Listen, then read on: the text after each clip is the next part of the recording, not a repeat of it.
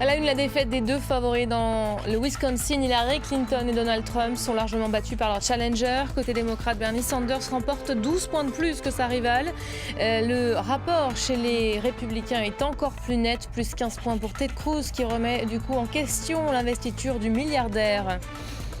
La réponse des États au scandale des Panama Papers, la France qui promet des investigations approfondies et ajuste son viseur sur le Panama. Le pays va faire son retour sur la liste noire des paradis fiscaux. Michel Sapin recevait par ailleurs hier soir la Société Générale convoquée à Bercy puisque de nouveau au cœur du scandale.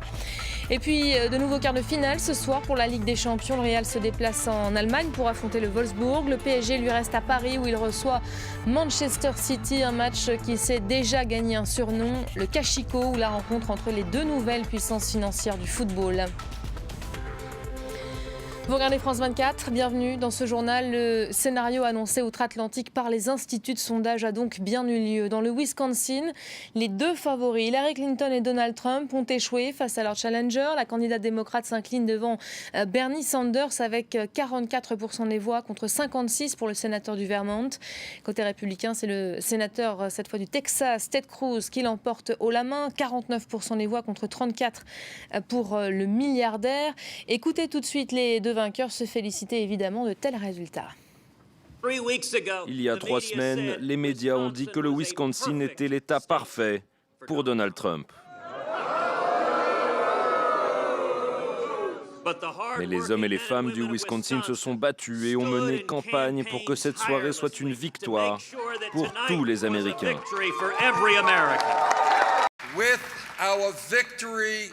Avec notre victoire de ce soir, nous avons maintenant remporté 7 des 8 derniers caucus et primaires.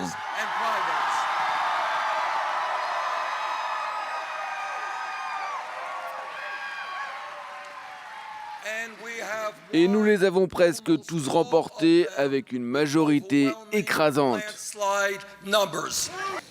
Et oui, ces résultats du Wisconsin sont effectivement sans appel. Amorce-t-il pour autant un tournant? Élément de réponse tout de suite avec notre correspondant à Washington, Gallagher Fenwick.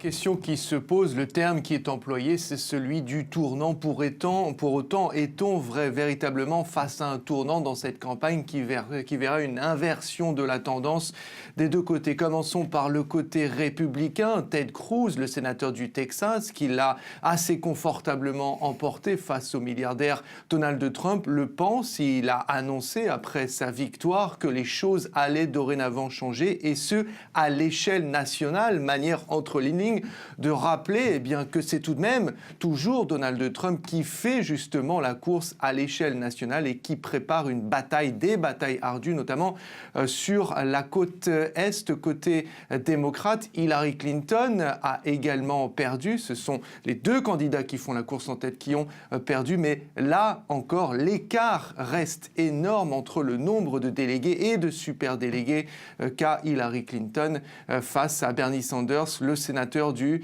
Vermont. Difficile donc de prédire une inversion de la tendance, mais certains, c'est vrai, veulent déjà voir par exemple le début de la fin pour Donald Trump. Les Panama Papers continuent aujourd'hui encore de livrer leurs secrets. Au 3e jour du scandale, la France affiche sa volonté d'enquêter sur les personnes citées dans l'affaire.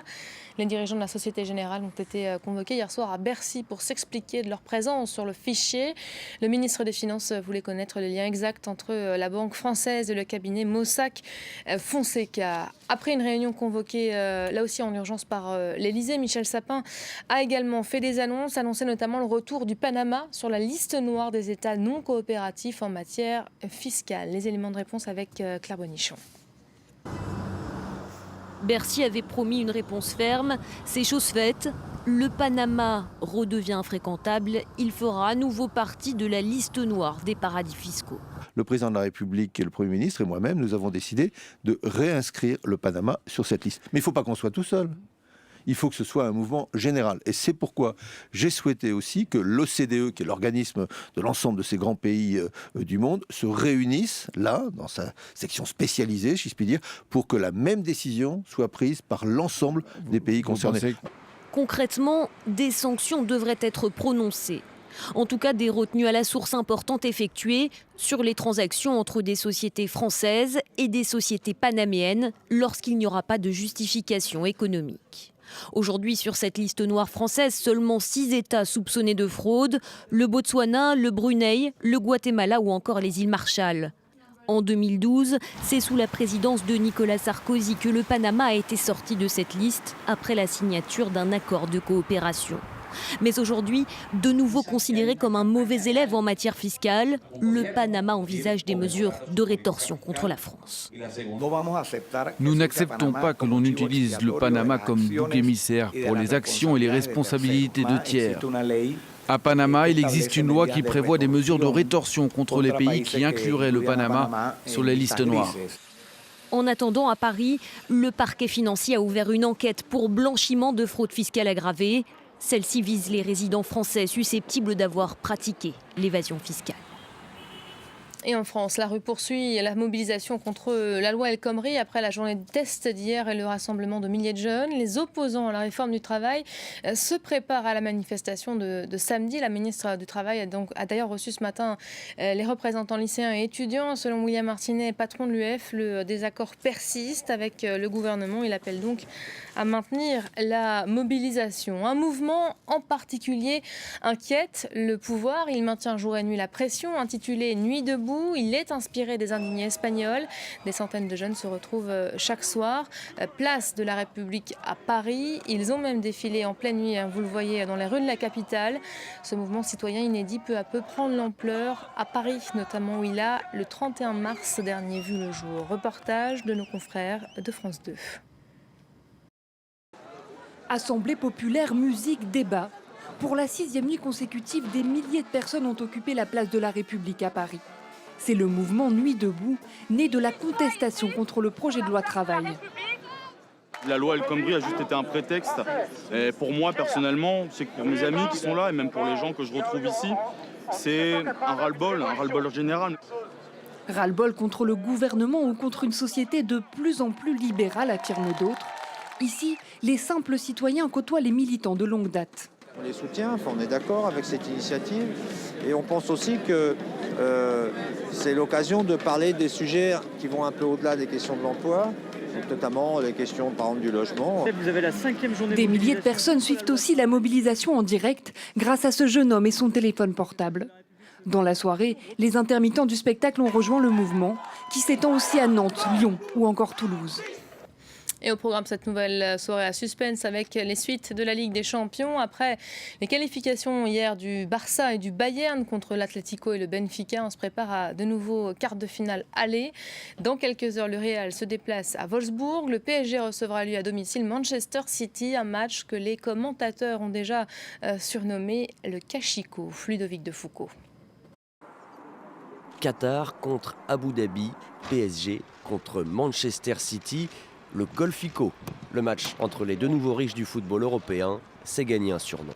Racheté en 2008 par un membre de la famille royale d'Abu Dhabi, Manchester City fait office d'outsider. Sans Yaya Touré, sans Vincent Kompany, l'équipe est diminuée. Lâché en championnat, l'autre club de Manchester n'a même jamais gagné de match contre un top 6 cette saison. Sur certains gros matchs, on a eu quelques difficultés. C'est vrai qu'après, tout au long de la saison, on a eu pas mal de blessés, donc ce qui fait qu'on n'a pas toujours eu notre effectif au complet. Mais bon, il faut faire avec les joueurs qu'on a. Mais mine de rien, les Citizens réalisent quand même la meilleure saison européenne de leur histoire. Jamais le club n'avait atteint les quarts de finale de la Ligue des Champions. Le PSG, de son côté, est un habitué avec 4 quarts de finale d'affilée.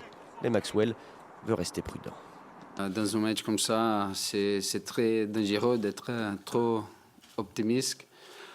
On a la confiance, on a l'ambition, mais on a beaucoup de respect pour l'équipe de City, pour les joueurs. Pour Laurent Blanc, la clé du match se situe au milieu de terrain. City, ils veulent jouer, ils veulent avoir le contrôle du match, le contrôle du ballon. Et nous aussi, on veut l'avoir. Pourquoi ? Parce que c'est une équipe qui est plus à l'aise quand elle joue que quand elle défend. Exactement les mêmes qualités et les mêmes défauts que ceux que l'on peut avoir nous. Après le Barça et le Bayern ce mardi, le PSG tentera, comme le Real contre Wolfsburg, de tenir son rang de favori.